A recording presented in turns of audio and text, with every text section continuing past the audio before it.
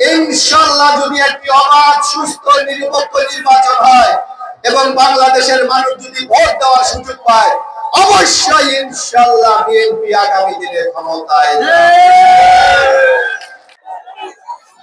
আমরা শুধু এই মেসেজটি আপনাদের কাছে দিতে চাই, বিগত 15টি বছর একটি দল ক্ষমতায় থেকে আজকে মানুষের অধিকার কেড়ে নিয়েছেন, মানুষের কথা বলার অধিকার কেড়ে নিয়েছেন, মানুষের সম্পদ লুট করেছে, মানুষেরকে নানাভাবে নির্যাতন করেছে।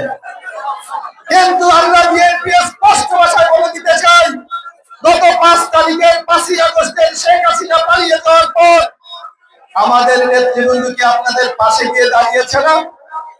আমাদের হিন্দু ভাইদের মন্দির পাহারা দিয়েছেন, তাদের ব্যবসা প্রতিষ্ঠান পাহারা দিয়েছেন, সাধারণ মানুষ যখন বিপদে আপদে পড়েছে তাদের সামনে গিয়ে দাঁড়িয়েছে।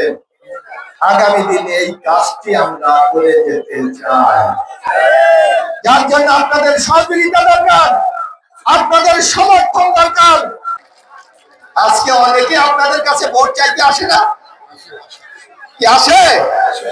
কেউ দাঁড়িপাল্লা নিয়ে আসে, কেউ পাখা নিয়ে আসে, কেউ অন্যান্য মার্কে এখানে আসে কিনা আমি জানি না, আসে না আপনাদের? আমি একটু বলি, দাঁড়িপাল্লা যাদের জামাতে ইসলামী বাংলাদেশ, কে জামাতে ইসলামী না? বাংলাদেশের ইতিহাসে সবচেয়ে বেশি সিট পাইছে 91 সালে 18টা। তাও কার সাথে? বিএনপির সাথে মিলা ইলেকশন করে পাইছে 18টা। 96 সালে বিএনপির বাইরে গিয়ে ইলেকশন করছে, সিট পাইছে কয়টা? 3টা মাত্র, 3টা। আবার 2001 সালে বিএনপির সাথে মিলে ইলেকশন করছে, সিট পাইছে 17টা। আবার 2008 বিএনপির বাইরে গিয়ে ইলেকশন করছে, সিট পাইছে 2টা। কি আমি সত্য বলি না মিথ্যা বলি? আমাদের মা বোনরা আছে, সকালবেলা ঘুম থেকে উঠে ওনাদেরকে যাইয়া বলে, যদি দাঁড়িপাল্লায় ভোট দেন বেহেশতের দরজা খুলে রয়েছে, ঢুকে যাবেন। কে বলে না? আমাদের মা বোনরা বলে না? এই পাখাওয়ালারা গিয়ে বলে, আজ পর্যন্ত বাংলাদেশে 12টা নির্বাচন হয়েছে,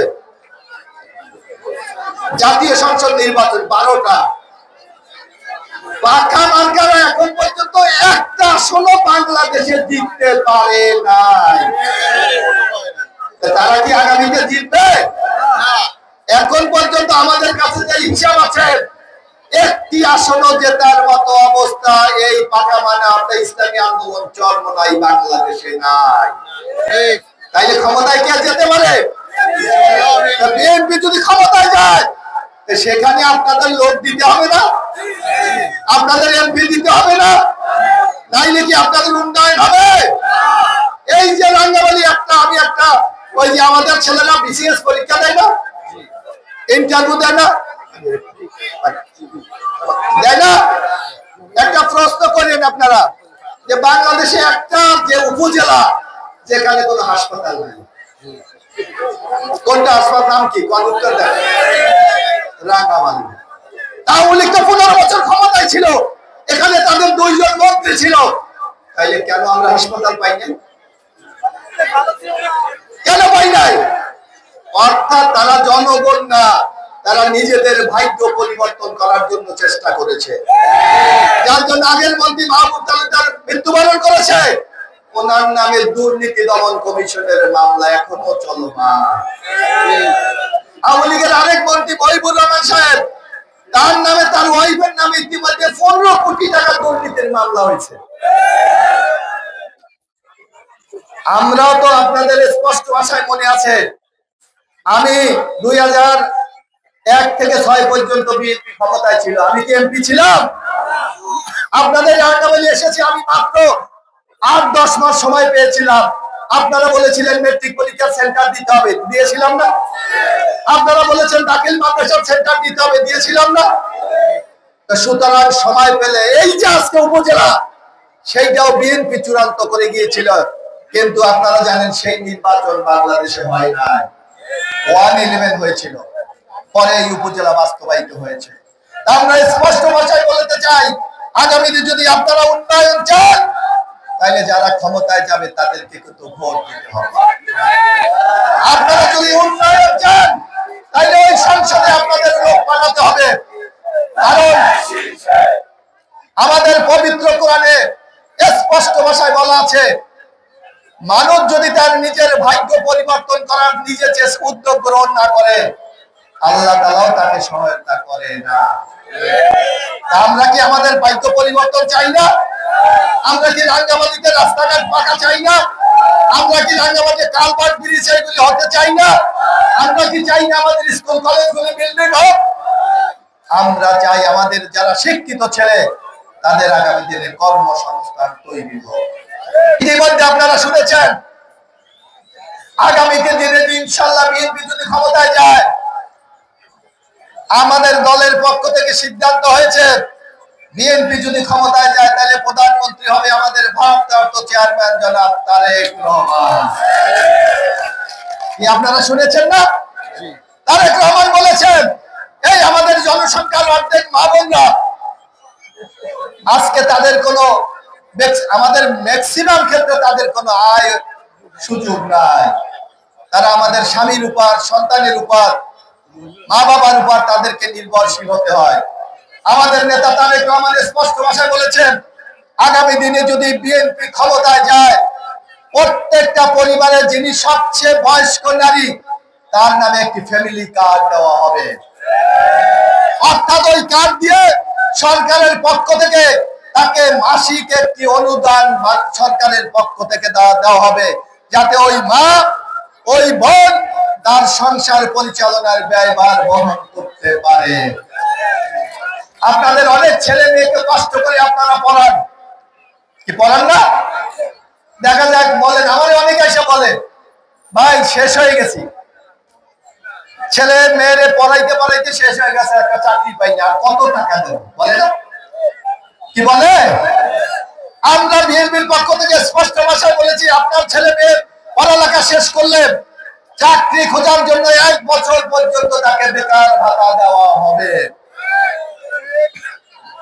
আমরা এই কথাগুলি বলেছি। আওয়ামী লীগের আমলে কি আপনারা ভোট দিতে পেরেছেন? ভোট দিতে পারেন নাই, কারণ কখনো বিনা প্রতিনিধিতা, কখনো রাইতে, আর কখনো আমরা মামুরা ইলেকশন হয়েছে না। কেন, কি জন্য? অর্থাৎ দলীয় সরকারের অধীনে বাংলাদেশে কখনো অবাধ, সুস্থ, নিরপেক্ষ নির্বাচন হতে পারে না। যার জন্য আমাদের নেতা তারেক রহমান বলেছেন আগামী দিনে কোন দলীয় সরকারের অধীনে নির্বাচন হবে না, সকল নির্বাচন হবে তত্ত্বাবধায়ক সরকারের অধীনে, যাতে আপনারা ভোট দিয়ে আপনাদের নেতা নির্বাচন করতে পারে। এখানে অনেক মুরব্বী আছে, আমাদের মা বোনরা আছে। আমরা ছোটবেলায় দেখেছি যে লোকাল গভর্নমেন্ট মানে স্থানীয় নির্বাচন, মেম্বার, চেয়ারম্যান, উপজেলা, এগুলি কি ধানের শীষে হয়? এগুলো কি নৌকায় হয়তো রাখো ভাই, হয়তো নৌকায় হয়তো, ধানের শীষে হয়তো, দাঁড়িপাল্লা হয়তো, হাসিনা আইসা করলো কি এগুলো নৌকায় হবে, এগুলো ধানের শীষে হবে। আমরা স্পষ্ট ভাষায় বলেছি স্থানীয় সরকার নির্বাচন হবে নিরপেক্ষ ভাবে, এখানে কোনো মার্কা থাকবে না। এগুলি কি মানুষের উপকারের জন্য, কল্যাণের জন্য, না বিএনপির ভালোর জন্য? কোনটা কি বিশ্বাস করেন আপনারা? বিএনপি মানুষের দল, সুতরাং মানুষের ভাগ্য কিভাবে পরিবর্তন হবে তার জন্য বিএনপি কিন্তু চিন্তা করে।